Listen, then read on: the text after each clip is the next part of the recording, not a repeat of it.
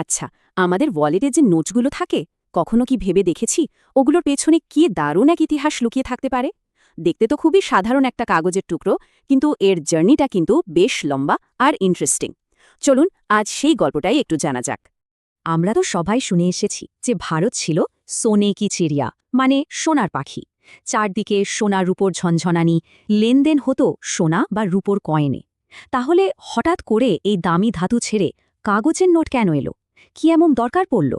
এই প্রশ্নটা কিন্তু বেশ ভাবার মতো। চলুন তো এর উত্তরটা খোঁজা যাক। প্রথমেই চলুন নামটা নিয়ে একটু কথা বলি। এই যে আমরা রুপি বলি, শব্দটা কোত্থেকে এলো জানেন? এটা এসেছে সংস্কৃত শব্দ রৌপ্য থেকে। আর রৌপ্য মানে কি? রূপো। মানে বুঝতেই পারছেন, ভারতের মুদ্রার ইতিহাসটা একেবারে গোড়া থেকেই ধাতুর সঙ্গে, বিশেষ করে রূপোর সঙ্গে কেমন জড়িয়ে আছে। তো এই যে সোনার রূপো থেকে কাগজের শিফট, এটা হলো কিভাবে? দেখুন, ১৭ শতক পর্যন্ত কিন্তু সব ঠিকঠাকই ছিল, মানে সোনার উপর কয়েনই চলত।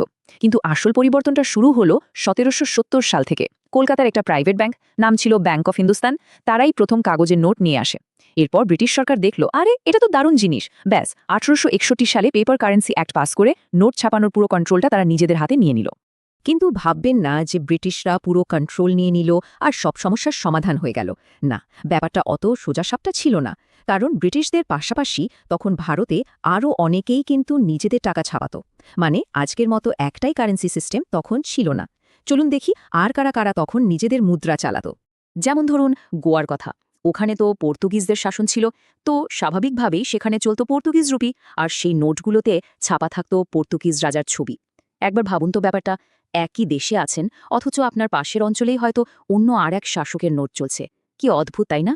শুধু পর্তুগিজরা কেন, ফরাসিরাও পিছিয়ে ছিল না। পন্ডিচেরির মতো ফ্রেঞ্চ কলোনিগুলোতে তাদের নিজেদের কারেন্সি ছিল। সেখানকার ব্যাংক অফ ইন্দোচীন ছাপাত ফ্রেঞ্চ রুপি। এই নোটগুলো দেখলেই বোঝা যায় ফরাসিদের প্রভাব কতটা ছিল। আর সবচেয়ে মজার ব্যাপার কি জানেন? শুধু বিদেশি শক্তিরাই নয়, আমাদের দেশীয় রাজ্যগুলোও কিন্তু নিজেদের নোট ছাপাত। যেমন হায়দ্রাবাদের নিজাম ব্রিটিশদের কাছ থেকে স্পেশাল পারমিশন নিয়েছিলেন নিজেদের কারেন্সি ছাপানোর। এমনকি ফার্স্ট ওয়ার্ল্ড ওয়ারের সময় যখন ধাতুর অভাব দেখা দিল, তখন মোরবি বা ধানকাদ্রার মতো ছোট ছোট রাজ্যগুলো নিজস্ব কাগজের টাকা চালু করতে বাধ্য হয়েছিল। তো বুঝতেই পারছেন, চারদিকে নানা রকম নোট, নানা রকম মুদ্রা, একটা বিশাল জগাখিচুড়ি অবস্থা। এই জটিলতা শেষ করার জন্য আর পুরো সিস্টেমটাকে একটা ছাতার তলায় আনার জন্য জন্ম হলো এমন এক প্রতিষ্ঠানের, যা ভারতের মুদ্রার ইতিহাসটাকেই পুরোপুরি বদলে দিল। হ্যাঁ, ঠিকই ধরেছেন, আমি রিজার্ভ ব্যাংক অফ ইন্ডিয়া বা আরবিআইয়ের কথাই বলছি। সালটা ছিল ১৯৩৫। এই বছরই প্রতিষ্ঠা হলো আরবিআইয়ের। আর সেদিন থেকেই ভারতের নোট ছাপানোর একমাত্র অধিকার চলে গেল তাদের হাতে। এটা কিন্তু একটা যুগান্তকারী পদক্ষেপ ছিল, মানে পুরো মনিটারি সিস্টেমটাই সেন্ট্রালাইজড হয়ে গেল। আচ্ছা, বলতে পারবেন আরবিআই প্রথম কোন নোটটা ছেপেছিল? ওটা ছিল একটা ৫ টাকার নোট। কিন্তু মজার ব্যাপার হলো, সেই নোটেও কিন্তু ব্রিটিশ রাজা ষষ্ঠ জর্জের ছবি ছিল। কারণটা তো সহজ, দেশ তখনও স্বাধীন হয়নি, ব্রিটিশ শাসন চলছে। তারপর এলো ১৯৪৭। দেশ স্বাধীন হলো। একটা নতুন দেশ, একটা নতুন পরিচয় দরকার। আর দেশের পরিচয় তুলে ধরার জন্য টাকার চেয়ে ভালো ক্যানভাসার কি হতে পারে বলুন? তাই শুরু হলো স্বাধীন ভারতের রূপের জন্য একটা নতুন মুখের, একটা নতুন প্রতীকের খোঁজ। পরিবর্তনটা ছিল চোখে পড়ার মতো। এতদিন ধরে যে নোটগুলোতে ব্রিটিশ রাজার মুখ ছাপা হতো, ১৯৪৯ সাল থেকে সেই জায়গাটা নিল আমাদের জাতীয় প্রতীক অশোক স্তম্ভের সিংহমূর্তি। এটা ছিল একটা বিরাট স্টেটমেন্ট, মানে আমরা এখন স্বাধীন, সার্বভৌম একটা দেশ। কিন্তু আমাদের সবার পরিচিত নোটে যে হাসি মুখটা আমরা রোজ দেখি, সেই মহাত্মা গান্ধীর ছবি কবে এলো? তার এই আইকনিক ছবিটা প্রথমবার ব্যবহার করা হয়েছিল ১৯৮৭ সালে একটা ৫০০ টাকার নোটে। আর এই ছবির পেছনের গল্পটাও কিন্তু খুব ইন্টারেস্টিং। এটা কিন্তু কোনো পোর্ট্রেট বা স্টুডিওতে তোলা ছবি নয়। ছবিটা তোলা হয়েছিল ১৯৪৬ সালে এখনকার রাষ্ট্রপতি ভবনে, যেটা তখন ছিল ভাইসরয় হাউস। সেখানে ব্রিটিশ নেতা ফ্রেডরিক পেথিক লরেন্সের সঙ্গে কথা বলার সময় এক ফাঁকে ছবিটা তোলা হয়, আর সেখান থেকেই কেটে নিয়ে এই বিখ্যাত ছবিটা ব্যবহার করা হয়েছে। তো ইতিহাস তো অনেক হলো, চলুন এবার বর্তমানে ফেরা যাক।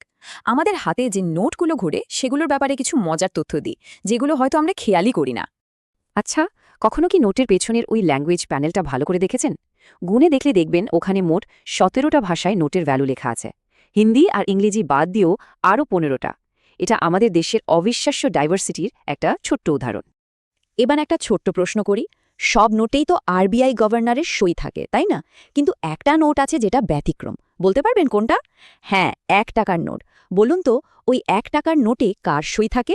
উত্তরটা হল ভারতের অর্থ সচিব বা ফিনান্স সেক্রেটারির। এর কারণটাও বেশ ইন্টারেস্টিং।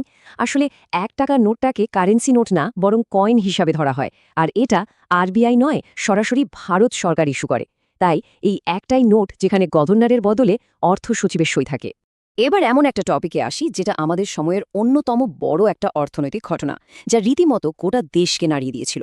হ্যাঁ, আমি ডিমনিটাইজেশন বা নোটবন্দির কথাই বলছি। আমাদের অনেকেরই ধারণা যে এই ২০১৬ সালের নোটবন্দিটাই ভারতে প্রথমবার হয়েছিল, কিন্তু ব্যাপারটা মোটেও তা নয়। এর আগেও কিন্তু দুবার ভারতে নোট বাতিল করা হয়েছে। প্রথমবার সেই ১৯৪৬ সালে আর দ্বিতীয়বার ১৯৭৮ সালে। দুটো ক্ষেত্রে উদ্দেশ্য ছিল মূলত কালো টাকা আর দুর্নীতিতে লাগাম টানা। তাহলে পুরো জার্নিটা একবার ভাবুন। রূপোর কয়েন থেকে শুরু করে কাগজের নোট, সময়ের সাথে সাথে টাকা তার রূপ বদলেছে। এখন প্রশ্নটা হলো, এরপর কি? এই যে কাগজের নোট, এর জায়গাটা কি এবার ডিজিটাল কারেন্সি নিতে চলেছে? উত্তরটা কিন্তু সময়ের গর্ভেই লুকিয়ে আছে। ভাবার মতো বিষয়।